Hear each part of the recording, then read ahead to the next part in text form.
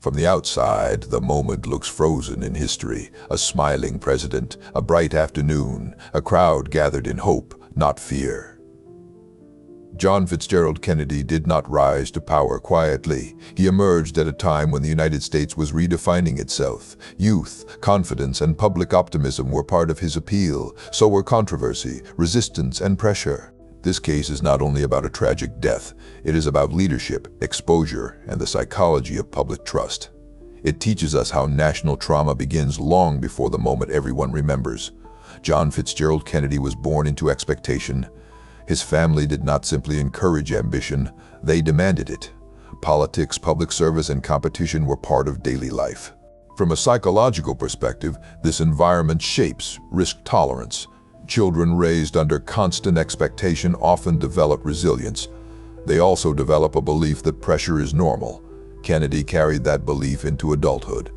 By the time he reached the White House, he was the youngest elected president in American history. That fact mattered more than it seemed. Youth created hope, but it also created scrutiny. Every decision was examined through a generational lens. The early 1960s were not calm years. They were tense, fragile, and unpredictable. Cold War anxiety shaped daily life. Nuclear conflict felt possible, not theoretical.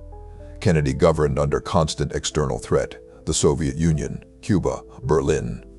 Each crisis added psychological weight. Experts in leadership psychology note a pattern here. Leaders under prolonged global stress often prioritize symbolism. Visibility becomes reassurance. Public presence becomes strategy. Kennedy understood this instinctively. He believed access mattered. He believed Americans needed to see their president. That belief influenced how he traveled.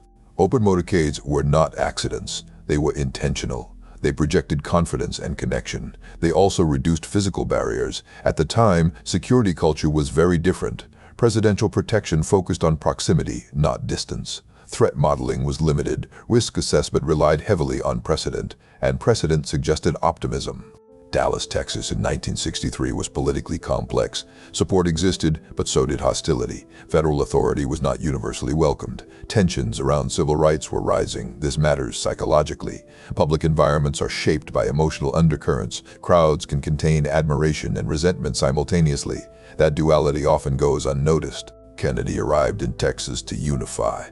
The trip was political. It was strategic. It was meant to strengthen party alignment ahead of the next election. Nothing about the schedule seemed unusual. Nothing about the day suggested danger. That normalcy is important. Human brains rely on patterns. When patterns feel familiar, vigilance decreases. This is known as normalization bias. It plays a role in many historical tragedies. Kennedy's daily routine reflected confidence. Public events, handshakes, smiles, exposure. He was accustomed to crowds. He thrived on energy. Colleagues often described him as calm under pressure. But calm does not equal invulnerability. From an educational standpoint, this case illustrates a critical lesson. Risk is often misjudged when success becomes routine. The absence of prior incidents creates false security. Security professionals later studied this moment closely. They identified a convergence of factors: open access, dense crowds, limited perimeter control. None of these elements seemed alarming in isolation. Together, they formed vulnerability. What makes this story endure is not only what happened later, it is how ordinary everything felt beforehand. That ordinariness is unsettling. History often highlights outcomes. Psychology focuses on conditions, and the conditions surrounding this case were quietly dangerous. Kennedy was not unaware of opposition. He had received criticism before. He had faced hostility during earlier visits. But human beings adapt. Repeated exposure dulls perceived threat. This is another well-documented cognitive effect. The morning of November 22nd began routinely. Briefings, travel preparations, public appearances planned to the minute. From the outside, it was a day like many others. From the inside, it carried invisible weight. This is where perspective matters. We often search for dramatic warnings, clear signs, obvious danger, but real warning signs are usually subtle. They appear as assumptions, as habits, as confidence built over time. This case would later become a reference point for executive protection worldwide, but at the time, it was simply another trip, another crowd, another city, and that is precisely why it still resonates. As the motorcade route was finalized, few questioned the approach. Open streets meant visibility, visibility meant reassurance, reassurance meant political strength. But what happens when reassurance replaces caution? That question sits at the heart of this story. It is not about hindsight judgment. It is about understanding how risk develops quietly. Because before the moment the world remembers, there was a long chain of ordinary decisions. Each one made sense at the time. Each one felt reasonable. And together they set the stage. What nobody knew then was how deeply this day would fracture public trust. Not immediately, but slowly, over decades. And that fracture began long before the first sound echoed through Dealey Plaza. The morning unfolded without urgency. Clear skies, warm air, crowds already gathering along the planned route. In Dallas, anticipation built steadily. People lined the streets hours in advance. Families brought children, cameras were ready. From a psychological perspective, crowds amplify emotion. Excitement spreads faster than caution. Where many people expect celebration, vigilance drops collectively. This dynamic matters more than most realize. The presidential schedule followed a familiar rhythm. Arrival, brief remarks. Then the motorcade. The vehicle choice reflected the era. An open limousine, minimal barriers, maximum visibility, security focused on proximity. Agents stayed close. They scanned faces, not rooftops. This approach had worked before. As the motorcade began moving through downtown Dallas, reactions were positive. Waves, smiles, cheers echoing between buildings. Nothing felt wrong. Witnesses later described the atmosphere as relaxed, almost festive. The president appeared at ease. So did the people around him. This is an important psychological detail. When leaders appear calm, observers mirror that calm. Collective reassurance lowers perceived threat across an entire environment. As the motorcade turned onto Elm Street, the pace slowed. That was intentional. Slower speed allowed better visibility. It encouraged engagement. At that moment, routine became vulnerability. Around early afternoon, as the vehicle passed through Dealey Plaza, witnesses reported hearing sharp noises. Some described them as echoes. Others struggled to identify the source. This is where human perception fractures. Under sudden stress, the brain prioritizes survival, not accuracy. Memory encoding becomes unreliable. Some people believed they heard 3 sounds. Others recalled 2. A few thought the first noise came from the street. These discrepancies are not unusual. They are expected in high-stress public incidents. Investigators study this phenomenon extensively. What is consistent is the confusion that followed. People froze, then scattered, then tried to understand what had just occurred. The motorcade accelerated. Security response shifted instantly, from public engagement to emergency containment. Within moments, the nation's leadership structure was in crisis. Information moved faster than verification. Rumors filled the gaps. Kennedy was transported for emergency medical care. Despite rapid response, he later lost his life. The transition from public appearance to national tragedy happened in minutes. For those present, time distorted.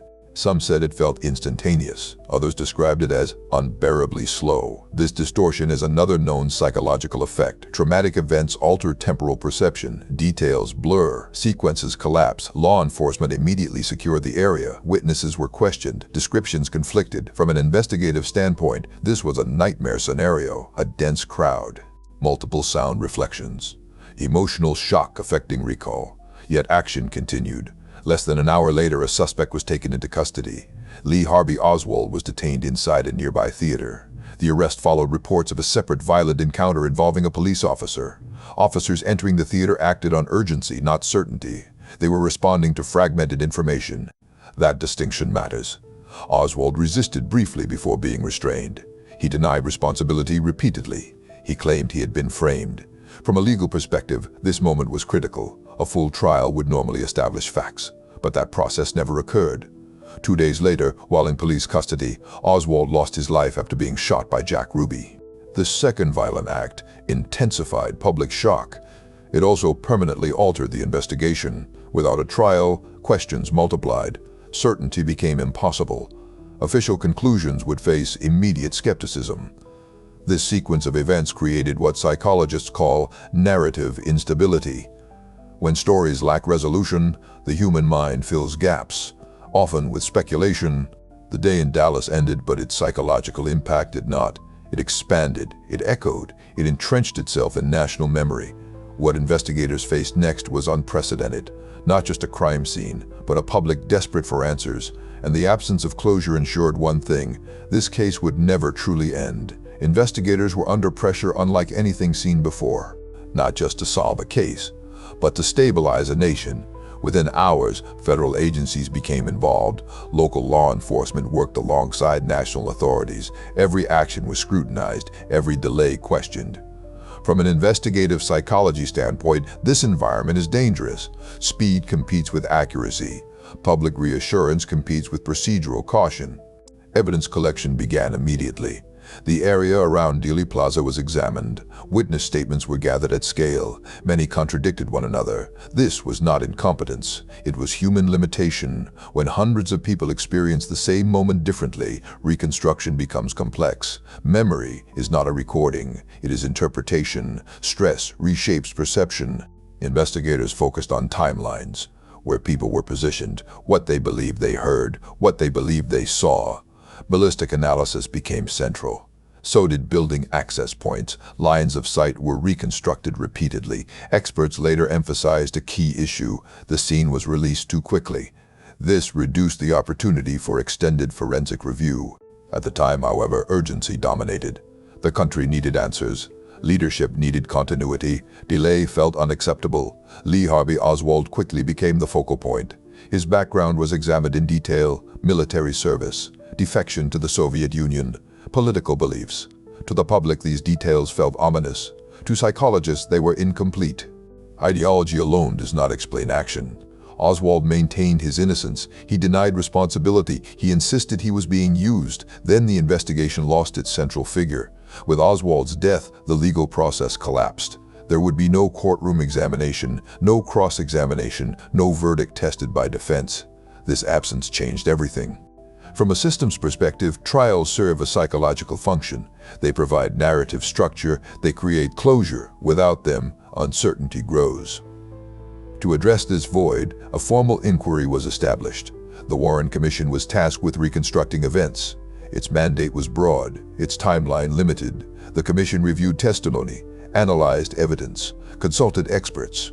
After months of work, it concluded that Oswald acted alone. The report was extensive, detailed, and immediately controversial. Critics argued key questions remained unanswered. Others believed conclusions were predetermined. Trust fractured further. This reaction follows a known pattern. When authority delivers certainty without transparency, skepticism rises, especially after trauma. Alternative theories gained traction. Multiple sound sources, different angles, hidden participants. Audio recordings were reanalyzed decades later. Some experts believed they suggested additional activity. Others strongly disagreed. This disagreement is important. Science does not always produce consensus, especially when data quality is limited. Another layer emerged: conspiracy thinking. Psychologists studying this case identified a key driver. The scale of the outcome demanded a scale of cause. A lone individual felt insufficient to many people. This is called proportionality bias. We expect big events to have big explanations. Simple answers feel wrong. Over time, theories multiplied. Intelligence agencies, foreign governments, organized crime. Each theory reflected cultural fears of its era. Cold War anxiety, institutional mistrust, political disillusionment. One claim suggested identity replacement, that Oswald was not who records indicated. This was later disproven through forensic confirmation. Yet the belief persisted. Facts do not always dissolve suspicion. Emotion often overrides evidence. From an educational standpoint, this case demonstrates how investigations can become symbolic. They stop being about facts alone. They become vessels for broader fear. Investigators faced an impossible task: prove a negative, convince a grieving public, close a story without a trial. The more they asserted certainty, the more doubt hardened. And so the investigation reached an official end. But psychologically, it never concluded, because unanswered questions do not fade, they echo. And those echoes shaped everything that followed. The truth, in this case, depends on what we mean by truth: legal truth, psychological truth, cultural truth. Legally, the conclusion was clear. Lee Harvey Oswald was identified as solely responsible. The official record closed. But for the public, closure never arrived. This gap between conclusion and acceptance is critical. When institutions resolve events faster than society can process them, mistrust forms. That mistrust does not disappear. it compounds. In the years that followed, the assassination reshaped American consciousness. Faith in authority weakened, skepticism became normalized. Questioning power felt justified. Psychologists describe this as a trust rupture. Once broken, trust rarely returns to its original state. It changes how future events are interpreted. The assassination marked a turning point. Before it, institutions were often assumed competent. After it, they were scrutinized. This shift influenced media, politics, and public discourse. Investigative journalism expanded. Government secrecy became suspect by default. Kennedy himself became symbolic, not only of leadership, but of lost optimism, a future interrupted. That symbolism matters. People grieve ideas as much as individuals. In this case, the idea was national confidence. Why do theories persist decades later? Because uncertainty invites participation. Each new generation re-examines the case through its own fears. This is not about ignorance. It is about meaning-making. Conspiracy beliefs often provide emotional structure. They offer villains, they offer coherence, they offer a sense of control. Experts emphasize an important distinction. Unanswered questions do not automatically imply hidden truths. Sometimes they reflect human limitation. Evidence degrades, memories fade, context is lost. The Kennedy case illustrates this perfectly. A massive event, limited data, extraordinary pressure. From a prevention perspective, this case transformed security practices. Motorcade protocols changed, perimeter control expanded, risk assessment evolved. These changes saved lives later. That is part of Kennedy's legacy. Another lesson is psychological. Transparency matters, not just in facts but in process. When people understand how conclusions are reached, acceptance increases. When they do not, doubt fills the space. Kennedy's family endured private grief under public scrutiny. The nation mourned collectively, but healing followed different timelines. For some, the case represents injustice. For others, tragedy without resolution. For many, both. The individual at the center became history, the questions became culture, and perhaps that is the final truth. This case is not only about what happened, it is about how societies respond when certainty collapses. We seek answers not only to know, but to feel safe again. Some mysteries fade with time, others become mirrors. This one reflects our relationship with power, trust, and uncertainty. And that is why it endures, not because the past refuses to rest, but because the questions still feel relevant, and in that sense, the story never truly ends.